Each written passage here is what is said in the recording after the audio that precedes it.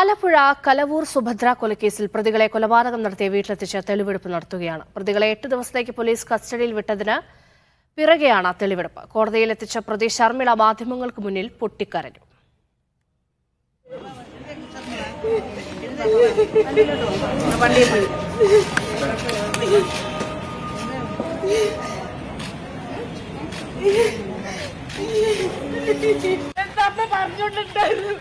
നല്ലതേക്കും കുറെ സമയം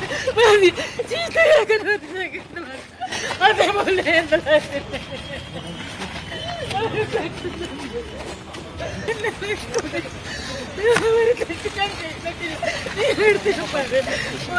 ഷൈജു ഉണ്ട് വിവരങ്ങൾ നൽകാനായി. ഷൈജു, കോടതി വളപ്പിൽ നാടകീയ രംഗങ്ങളാണ് ഉണ്ടായത്. തെളിവെടുപ്പ് തുടരുകയാണോ?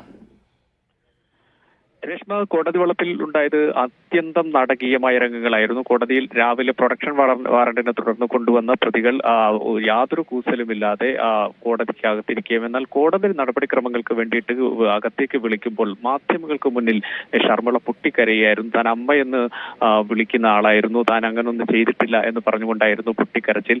അതിനുശേഷം കോടതി നടപടികൾക്ക് ശേഷമാണ് മണ്ണഞ്ചേരി പോലീസ് സ്റ്റേഷനിൽ എത്തിച്ചു. ആദ്യത്തെ നടപടിക്രമങ്ങൾ പൂർത്തിയാക്കിയതിനു ശേഷം അല്പസമയങ്ങൾക്ക് മുമ്പാണ് ഈ കോർത്തശ്ശേരിയിൽ, അതായത് കലവൂർ കോർത്തശ്ശേരി ക്ഷേത്രത്തിന് സമീപമുള്ള ഇവർ വാടകയ്ക്ക് താമസിച്ചിരുന്ന വീട്ടിൽ, അവിടെയാണ് കൊന്നു കുഴിച്ചു മൂടിയത്. ഈ ആദ്യം കുഴിക്ക് സമീപം എത്തിച്ച് തെളിവെടുപ്പ് നടത്തി. അതിനുശേഷം അതായത് ഈ മാത്യൂസിനെ മാത്രമായി ഈ പെരയ്ക്കകത്തേക്ക് കയറ്റുകയായിരുന്നു. കയറ്റി വിവിധ മുറികളിൽ കയറ്റി ഇറക്കിയതിനു ശേഷം അവിടെ തെളിവെടുപ്പ് നടത്തിയതിനു ശേഷം ഈ കൊല്ലാൻ ഉപയോഗിച്ച വസ്ത്രം, അതായത് ഷോൾ കണ്ടെത്തുകയായിരുന്നു പോലീസിന്റെ ഏറ്റവും പ്രധാനപ്പെട്ട ലക്ഷ്യം. തൊട്ടടുത്ത പറമ്പിലാണ് എന്ന് മാത്യൂസ് പറയുകയും അത് ചൂണ്ടിക്കാണിച്ചു കൊടുക്കുകയും ചെയ്തു. കുറച്ച് ദൂരമായിരുന്നു, അവിടേക്ക് കൊണ്ടുപോയി ഈ മാത്യൂസ് സ്ഥലം കാണിച്ചു കൊടുത്തത് ശരിയായിരുന്നു. അവിടെ നിന്നൊരു തലയണയും ഒരു ഷോളുമാണ് പോലീസ് കണ്ടെടുത്തത്. ഇപ്പോൾ ഈ വീടിന് സമീപത്ത് മറ്റൊരു സ്ഥലത്ത് പരിശോധന നടത്തുകയാണ്. അവിടെ ഒരു തെളിവെടുപ്പാണ് ഇപ്പോൾ നടക്കുന്നത്. അതേസമയം തന്നെ ശർമിളയും അതിനുശേഷമാണ് ആദ്യം ഈ മാത്യൂസിന് ഒറ്റയ്ക്കായിരുന്നു തെളിവെടുപ്പ് നടത്തിയത്. ഇപ്പോഴും ആ ഒറ്റയ്ക്കുള്ള തെളിവെടുപ്പ് തുടരുകയും ശർമിള ഇതിന് സമീപത്ത് തന്നെ വനിതാ പോലീസുകാർ കീഴിലുണ്ട്. ഇപ്പോഴും തെളിവെടുപ്പ് ഈ കോർത്തശ്ശേരിയിലെ വീട്ടുവളപ്പിൽ തുടരുകയാണ്. അല്പസമയത്തിനകം ഈ തെളിവെടുപ്പിന് ശേഷം ഇവർ ഉടുപ്പിയിലേക്ക് പോകാനാണ് അന്വേഷണ സംഘം പദ്ധതിയിട്ടിട്ടുള്ളത്. കാരണം ഈ വസ്ത്രങ്ങൾ കണ്ടെത്തുന്നതിന് ശേഷം ഈ സുഭദ്ര ധരിച്ചിരുന്ന സ്വർണ്ണാഭരണങ്ങൾ അത് കണ്ടെത്തുക എന്നതും ഈ അന്വേഷണ സംഘത്തിന്റെ പ്രധാനപ്പെട്ട ദൗത്യമാണ്. അതിന് ഈ തെളിവെടുപ്പ് പ്രധാനമാണ്. ഇപ്പോൾ വീണ്ടും ഈ വീടിനകത്തേക്ക് ഈ മാത്യൂസിനെ കയറ്റുകയാണ് പോലീസ്. യാതൊരു കൂസലുമില്ല ഈ പ്രതികൾക്ക് എന്നതാണ് ഏറ്റവും പ്രധാനപ്പെട്ട കാര്യം.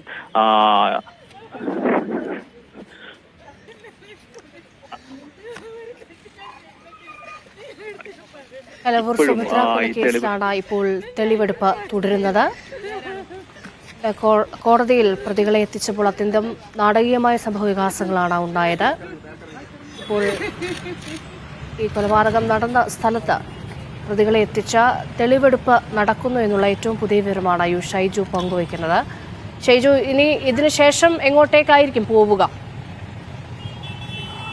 രേഷ്മ, അതായത് ഇവിടെ ഈ കൊലപാതകവുമായി ബന്ധപ്പെട്ട് കൊച്ചി സ്വദേശിയാണ് സുഭദ്ര. ഈ സുഭദ്ര ഇവിടെ വന്ന് ഇവരുമായി ഏറെക്കാലത്തെ അടുപ്പമുണ്ടായിരുന്നു, ഇവിടെ താമസിച്ചിരുന്നു. ഇവരിവിടെ ഏതാണ്ട് 1 വർഷക്കാലം വാടകയ്ക്ക് താമസിച്ചിരുന്നതാണ്. കഴിഞ്ഞ 1 മാസത്തിന് ഒളിവിലായിരുന്നു ഇവരെയാണ് ഉടുപ്പിയിൽ നിന്ന് കണ്ടെത്തിയത്. അതിനുശേഷം ഇവർ ഈ സ്വർണം എവിടെയാണ് പണയപ്പെടുത്തിയിട്ടുള്ളത്, അതോടൊപ്പം വിറ്റത്, അതിന്റെ ഈ വ്യാപാര സ്ഥാപനങ്ങൾ, ധനകാര്യ സ്ഥാപനങ്ങൾ, ഈ സ്ഥാപനങ്ങൾ കൂടി കൊണ്ടുപോയി തെളിവെടുക്കുക എന്നാണ് പോലീസിനെ സംബന്ധിച്ച പ്രധാനപ്പെട്ട കാര്യം. ഇപ്പോൾ ഈ ശർമിളയെ ഈ വീടിനകത്തേക്ക് കയറ്റുകയാണ് പോലീസ് ഉദ്യോഗസ്ഥർ. ഇതുവരെയും ഈ മാത്യൂസിനെ മാത്രമായിരുന്നു കയറ്റിയിരുന്നതെങ്കിൽ ഇപ്പോൾ രണ്ടാമത് മാത്യൂസിനെ കയറ്റിയതിനു ശേഷം ഇപ്പോൾ ശർമിളയെ കൂടി ഈ വീടിനകത്തേക്ക് ഇപ്പോൾ ഈ അന്വേഷണ ഉദ്യോഗസ്ഥർ കയറ്റുകയാണ്. യാതൊരു ഭാവവ്യത്യാസവും ഇല്ലാതെയാണ് ഇരുവരും ഇപ്പോഴും ഈ വീടിനകത്ത് ഉള്ളത്. ഈ വീടിനകത്ത് പോലീസ്, മാധ്യമങ്ങൾ പുറത്താണ് നിൽക്കുന്നത്. ഈ വീടിനകത്ത് ഉള്ള ഒരു പരിശോധന, അത്തരത്തിലുള്ള ഒരു തെളിവെടുപ്പാണ് നടക്കും. തെളിവെടുപ്പിന് ശേഷം നേരത്തെ രേഷ്മ സൂചിപ്പിച്ചതുപോലെ ഉടുപ്പിയിലേക്ക് കൊണ്ടുപോകും എന്നാണ് നമുക്ക് മനസ്സിലാക്കാൻ കഴിയുന്നത്. അന്വേഷണ ഉദ്യോഗസ്ഥർ അതാണ് പദ്ധതിയിട്ടിരിക്കുന്നത്. കാരണം ഇവർ ആലപ്പുഴയിലെ ഒരു സ്ഥാപനത്തിൽ സ്വർണം പണയപ്പെടുത്തുകയോ വിൽക്കുകയോ ചെയ്തതായ ഒരു വിവരം ഇവർക്ക് നേരത്തെ ഉറപ്പിച്ചിരുന്നു. കാരണം ഗൂഗിൾ പേ വഴി പണം കൈമാറി എന്ന ഒരു രേഖയായിരുന്നു അന്വേഷണ സംഘം കണ്ടെത്തിയിരുന്നത്. എന്നാൽ ഉടുപ്പിയിലും ഇവർ സ്വർണം വിറ്റതായും പണയപ്പെടുത്തിയതായും ഒക്കെയുള്ള കണ്ടെത്തൽ അന്വേഷണ സംഘം നടത്തിയിട്ടുണ്ട്. അതനുസരിച്ച് ഉടുപ്പിയിലും കൊണ്ടുപോയി തെളിവെടുക്കേണ്ടതാണ്. അവിടെ ബന്ധുവീട്ടിൽ കഴിഞ്ഞതടക്കമുള്ള കാര്യങ്ങൾ ഈ അന്വേഷണ സംഘം കണ്ടെത്തിയിട്ടുണ്ട്. അതിന്റെ ഭാഗമായി അവരെ ഉടുപ്പിയിൽ എത്തിച്ച് തെളിവെടുപ്പ് നടത്തും. അത് ഇന്ന് വൈകുന്നേരം തന്നെ ഉടുപ്പിയിലേക്ക് കൊണ്ടുപോകാനാണ് അന്വേഷണ സംഘം പദ്ധതിയിടുന്നത് എന്നാണ് നമുക്ക് മനസ്സിലാക്കാൻ കഴിയുന്നത്. അതോടൊപ്പം തന്നെ ഇതിൽ ബന്ധുവും സുഹൃത്തുമായ റൈനോൾഡ് ഇപ്പോഴും അറസ്റ്റിലാണ്. അദ്ദേഹത്തിനെ ഈ അന്വേഷണ സംഘം കസ്റ്റഡിയിൽ വാങ്ങാനുള്ള പദ്ധതിയുണ്ട്. തൊട്ടടുത്ത ദിവസം കസ്റ്റഡിയിൽ വാങ്ങും എന്നാണ് മനസ്സിലാക്കാൻ കഴിയുന്നത്. ആദ്യം ഇവർ സഞ്ചരിച്ച വഴികളിലൂടെയുള്ളൊരു തെളിവെടുപ്പാണ് ഇപ്പോൾ അന്വേഷണ സംഘം പദ്ധതിയിട്ടിരിക്കുന്നു.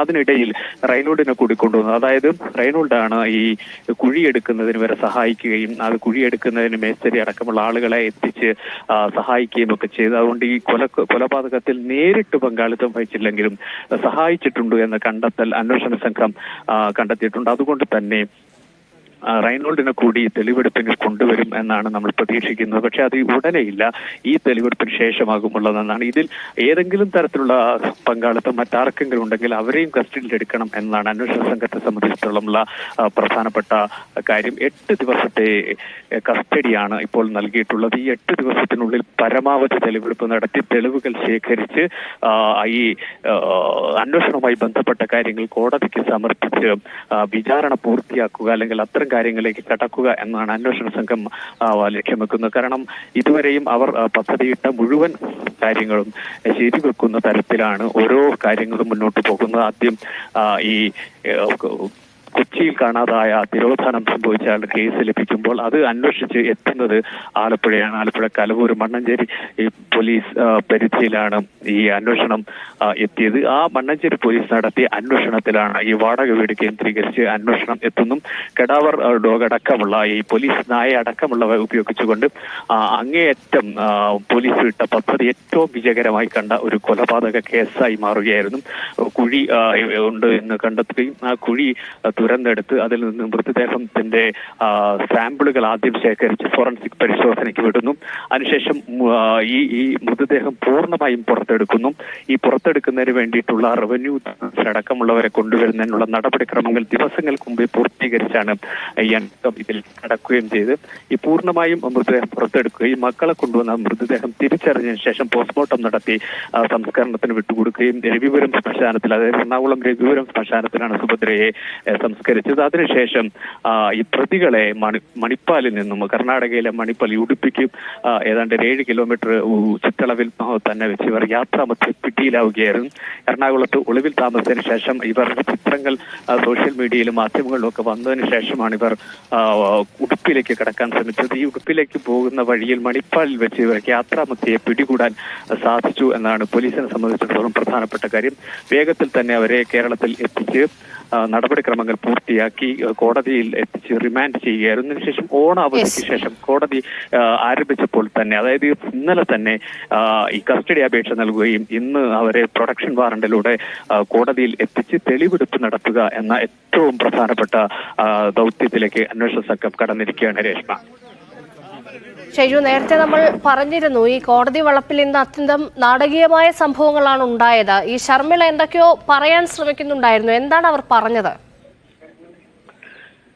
രേഷ്മ, നമ്മൾ രാവിലെ മുതൽ കോടതിയിൽ ഉണ്ടായിരുന്നതാണ്. കോടതിയിൽ ഇവരെ കൊണ്ടുവന്ന് ആ കോടതിക്ക് പുറത്തുള്ള ഒരു ബെഞ്ചിലാണ് ഇരുത്തിയിരുന്നത്. ഈ ബെഞ്ചിൽ ഇവർ അങ്ങേയറ്റം എന്താ പറയുക, ഒരു കൂസലുമില്ലാതെയായിരുന്നു ഇരുന്നിരുന്നത്. ആ പോലീസ് ഉദ്യോഗസ്ഥരോട് സംസാരിച്ചുകൊണ്ടിരിക്കുകയായിരുന്നു.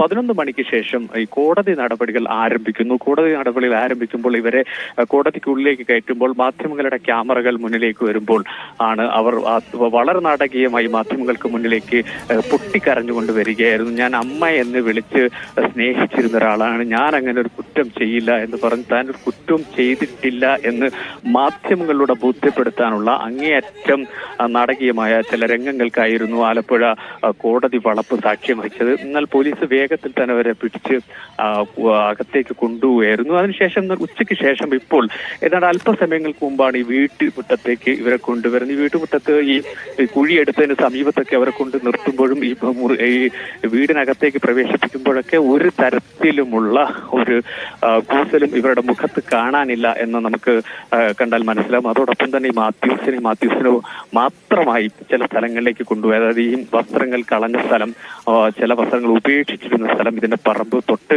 2-3 പറമ്പുകൾക്ക് അപ്പുറത്തുള്ള ഒരു പറമ്പിലേക്കാണ് കൊണ്ടുപോയത്. അവിടെ കൊണ്ടുപോയി ഈ ഷോളും തലയണയും ഒക്കെ കണ്ടെടുക്കുന്ന സമയത്തും ഈ ശർമ്മിള ഈ വീട് പരിസരത്ത് തന്നെ ഈ വനിതാ പോലീസ് ഉദ്യോഗസ്ഥരുടെ സാന്നിധ്യത്തിൽ നിലയുറപ്പിച്ചിരുന്നു. അവരെ അവിടെ നിർത്തിയിരിക്കുകയായിരുന്നു. അപ്പോഴൊക്കെ ഈ കോടതി വളപ്പിൽ കാണിച്ച അത്തരം ഒരു വൈകാരിക പ്രകടനമൊന്നും കാണിച്ച് നമ്മൾ കണ്ടില്ല. തീർത്തും എന്താ പറയാ, തീർത്തും യാതൊരു ഭാവ വ്യത്യാസവും ഇല്ലാതെയുള്ള ഒരു നിൽപ്പായിരുന്നു. ഇപ്പോൾ ഇവർ രണ്ടാളും ഈ വീടിനകത്ത് തെളിവെടുപ്പ് തുടരുകയാണ് രേഷ്മ.